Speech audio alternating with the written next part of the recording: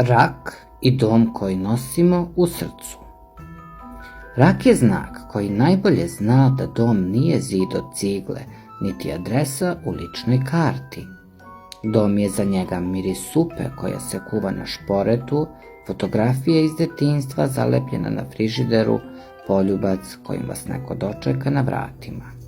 Rak ume da pronađe sigurnost u malim stvarima, jer zna da se prava snaga krije u nežnosti.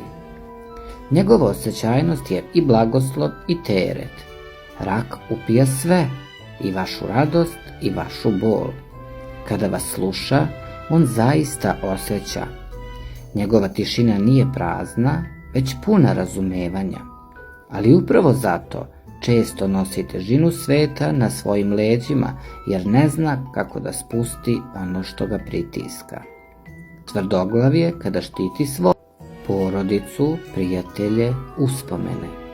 Možete ga optužiti da je previše vezan za prošlost, ali on zna da prošlost hrani dušu. Bez korena nema krošnje.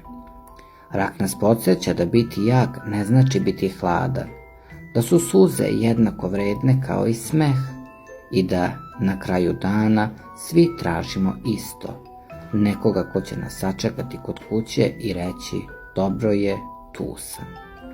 Pišite mi u komentarima kako vam se dopao ovaj tekst o raku. Vaš astrolog i ja.